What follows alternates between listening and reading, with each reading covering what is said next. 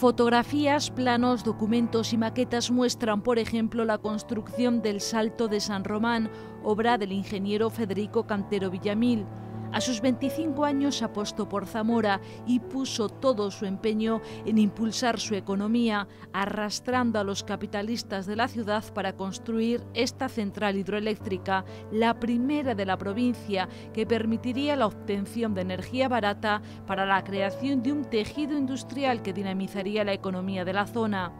La ingeniería que en algún momento hubo en Zamora, que fue puntera, que fue pionera y que dejó a la ingeniería zamorana en lo más alto de la ingeniería no solo nacional, sino internacional. Con tal fin, constituyó en el año 1898 la Sociedad Anónima El Porvenir de Zamora, aunque finalmente la electricidad generada terminó llevándose a Salamanca y Valladolid, ciudades que supieron aprovechar la oportunidad. Sus estudios fueron el germen de lo que posteriormente fueron los Altos del Duero. De la ingeniería hidroeléctrica, destacar sobre todo la construcción del Salto de San Román, también conocido en Zamora como el Salto del Porvenir. Federico Cantero Villamil, con 25 años, supo arrastrar a la economía, a los más pudientes de la sociedad de Zamora de 1897 para crear una sociedad con la que costear este salto. Este salto y los estudios que Federico Cantero Villamil realizó fueron el germen, sin ninguna duda, de lo que después serían los Saltos del Duero, es decir, el complejo de generación hidroeléctrica más importante de España, uno de los más importantes de Europa y uno de los más importantes del mundo. No solo eso, sino que además permitió, en menor rango, que Zamora se pudiera iluminar y esa iluminación pudiera llegar a los menos pudientes. Sociabilizó la electricidad la Zamora de entonces. Exportó la energía eléctrica a Valladolid y Salamanca y gracias a esa energía Salamanca y Valladolid prosperaron, algo que no pudimos o no supimos aprovechar en aquel momento. En las fotografías que podremos ver de esta construcción hay dos términos que van asociados y son los de esfuerzo y dureza. En las fotografías podréis comprobar con qué condiciones se trabajaba en aquella época.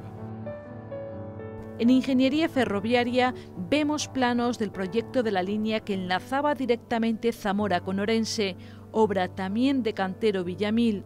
Aprobado en 1918, se cumplen 100 años de aquel proyecto que favorecería la comunicación, el transporte de mercancías y la movilidad de las personas, fundamentalmente del centro de la meseta hacia los puertos marítimos. La complejidad y el coste de su trazado impidieron su realización inmediata, que tuvo que postergarse en el tiempo. Junto a esta documentación se exhibe una colección importante de maquetas vinculadas con el ferrocarril. Es el caso de las estaciones de Zamora y el puente sobre el río Tuela, algunas de las cuales se quedaron solo en proyecto. También nos encontramos con un amplio muestrario de planos arquitectónicos de las construcciones ferroviarias y de trazados, túneles, puentes, coches y locomotoras.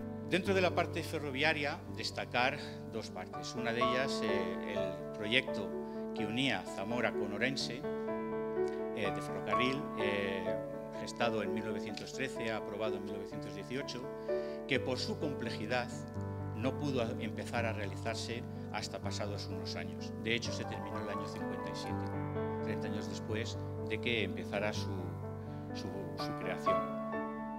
Este proyecto, que podemos ver en todos los paneles, constaba de 100 y pico túneles, de 60 estructuras metálicas, un proyecto muy complejo para aquella época.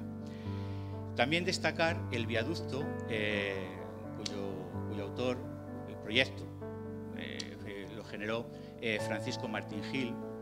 Este viaducto permitía que el tren pudiera salvar el obstáculo del Salto de Ricobayo, y lo hizo de una manera un tanto particular. Durante muchos años fue el viaducto de un solo arco de hormigón armado que salvaba la mayor distancia. Es decir, no había en el mundo ningún viaducto de un solo arco que salvase una longitud mayor. En eso también fuimos los primeros. En los paneles podremos ver otro término asociado a esa construcción, valor. Fíjense ustedes en alguna de las fotografías que les recordará a esos obreros sentados sobre una viga, almorzando en la construcción de uno de los rascacielos de Nueva York, que curiosamente no era el Empire State, pero parece que está asociado a eso. Tiene que ver con el Rockefeller Center. Bueno, pues hay una imagen que es muy similar aquí, en Zamora. Pero Cantero Villamil fue también un gran inventor. 33 patentes que Federico Cantero Villamil presentó. Inventos sobre ingeniería aeronáutica, hidroeléctrica, optimización de hélices e incluso hasta el diseño de zapatos neumoelásticos. De entre todas las patentes destaca de manera especial las diferentes versiones de la libélula española. Considerado como el primer helicóptero español. También destacar otra máquina que es la centella. Su nombre real es la de excitador eléctrico universal, obra de un profesor del seminario de Zamora, un profesor de matemáticas, física y química, Eugenio Cuadrado. Esta máquina tiene como singularidad que fue la primera máquina que permitió la generación de rayos X de forma controlada.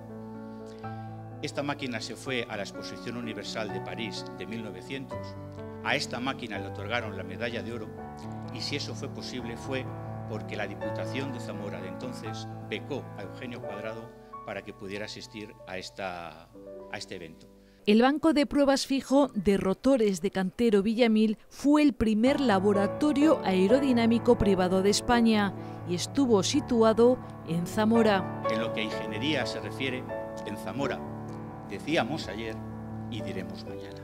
Esta exposición en el Teatro Ramos Carrión es una de las actividades con la que la Universidad de Salamanca ha querido conmemorar en Zamora su 800 aniversario.